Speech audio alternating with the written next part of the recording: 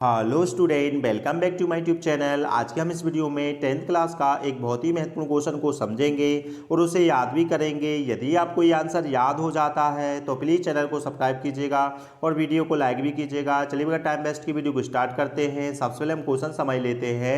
Question में लिखा हुआ है वाई। वाई मीन्स हो गया क्यों, डिड हो गई हेल्पिंग वर्ब। जो भोली थी ना, एट फर्स्ट मतलब सबसे पहले, वह क्या हो जाती है, एग्री मतलब राजी हो जाती है। किस बात से राजी हो जाती है, तो लिखा है टू मतलब से N unequal match. Unequal match मतलब होता है बेमेल संबंध से शादी करने के लिए वह राजी हो जाती है। तो हमको बताना वाई मतलब क्यों हो जाती है। अब सेकंड क्वेश्चन में लिखा है वाई मतलब क्यों, डिड हो गई हेल्पिंग वर्ब, सी मतलब वह, लेटर मतलब बाद में क्या कर देती है, रिजेक्ट इनकार कर देती है। कैसे, द मैरिज से। तो बताना वाई मतलब क्यों कर देती है। थर्ड क्वेश्चन में लिखा है व्हाट मतलब क्या, डज हो गई हेल्पिंग वर्ब, दिस मतलब यह, टेल मतलब बताता है, अस मतलब हमें, अबाउट मतलब के बारे में, हर मतलब उसके बारे में, भोली के बारे में ये हमें क्या बताता है। कौन सी बात, जब वह मना कर देती है शादी से तो यह बात उसके बारे में हमें क्या बताती है, क्वेश्चन पूछ रहा है।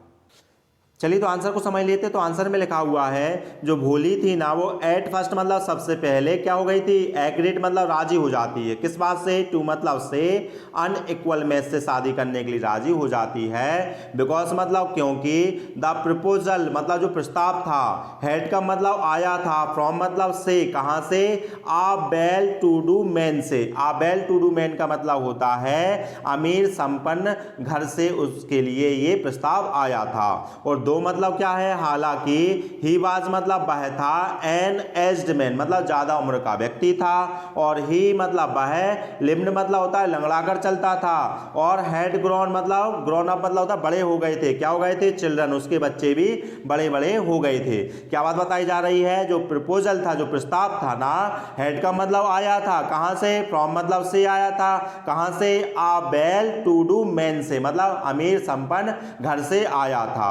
और दो मतलब होता है हालांकि, उसकी विशेषता बताई जा रही है। ही बाज मतलब वह था, कैसा व्यक्ति था, एज्ड मैन मतलब ज्यादा उम्र का व्यक्ति था। ही लिम्ड वह लंगड़ा कर भी चलता था। हैड ग्रोन अप मतलब बड़े हो गए थे। क्या हो गए थे, चिल्ड्रन मतलब बच्चे बड़े हो गए थे।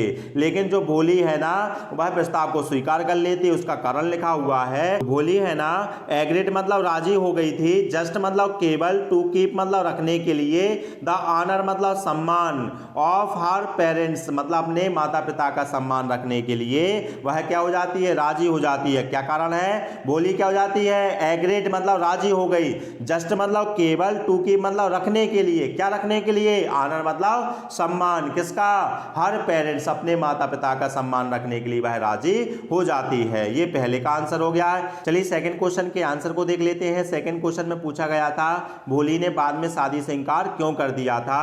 तो आंसर लिखा है सी मतलब वह, लेटर मतलब होता है बाद में, रिजेक्ट कर देती है किसको, द मैरिज को। ये क्वेश्चन में से लिया गया है। आगे कारण लिखा है बिकॉज मतलब क्योंकि, क्यों मना कर देती है, ही वाज डिमांडिंग। डिमांडिंग मतलब होता है मांग करना होता है। तो वह मांग कर रहा था, जो बिशंबर है ना, वो डिमांडिंग कर रहा था, मांग कर रहा था। किस चीज की मांग कर रहा था, तो लिखा है आ डाउरी मतलब दहेज की मांग कर रहा था। अब दहेज में कितने रुपए मांगे थे, लिखा है 5,000 रुपए मांगे थे। उसका भी कारण लिखा है क्यों मांगे थे, तो लिखा है बिकॉज मतलब क्योंकि, सी हैड पोक मार्क्स। क्या देख लिए तो उसने, चेचक रोग देख लिया था, उसके चेहरे पर सफेद सफेद धब्बे थे, इसलिए उसने कितने रुपए मांग लिए थे, दहेज में 5,000 रुपए मांग लिए थे। क्या लिखा है, सी वाज डिमांडिंग, भाई मांग करने लगा भाई, काय की, डाउरी मतलब दहेज की। कितने रुपए, लिखा है 5,000 रुपए मांगे थे। क्यों मांगे थे, क्योंकि सी हैड पोक मार्क्स, उसके चेहरे पर क्या थे, भोली के चेचक रोग था। अब आगे लिखा है सीइंग मतलब देखकर, यहां पर हर है, यहां मिसप्रिंट हो गया है। सीइंग मतलब देखकर, हर फादर उसके पिताजी को देखकर, भोली ने अपने पिताजी को देखा। ऑन मतलब पर देखा, दैट मैन्स फीट, फीट मतलब होते हैं पैर, उस मैन के पैरों में अपने पिताजी को देखकर वह क्या करती है, सी रिफ्यूज मतलब इनकार कर देती है।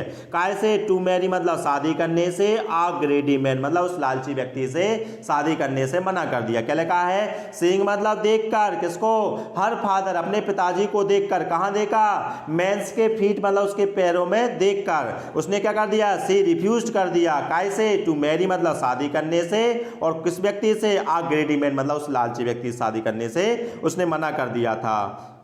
चलिए तो थर्ड क्वेश्चन के आंसर को देख लेते हैं। थर्ड क्वेश्चन में पूछा गया था यह बात बल्ली के बारे में हमें क्या बताती है, तो लिखा है दिस शो मतलब यह बताती है बात, दैट मतलब कि सी वाज नो मोर अब वह नहीं रही, क्या नहीं रही है, हेजिटेंट मतलब हिचकिचाती वह लड़की नहीं रही है, और ना ही वीक गर्ल वह कमजोर लड़की नहीं है। दो बातें लिखी हैं, हेजिटेंट नहीं रही है और वीक गर्ल नहीं रही है। ये जो शादी से उसने इनकार कर दिया था ना, यह बात हमको बताती है, क्या बताती है, सी वाज नो मोर अब वह ज्यादा नहीं है, क्या नहीं है, हेजिटेंट नहीं है और वीक गर्ल नहीं रही है। आगे बताया जा रहा है सी हैड बीकम वह बन गई है, क्या बन गई है, आ डिटरमाइंड गर्ल मतलब एक दृढ़ निश्चयी लड़की बन गई है।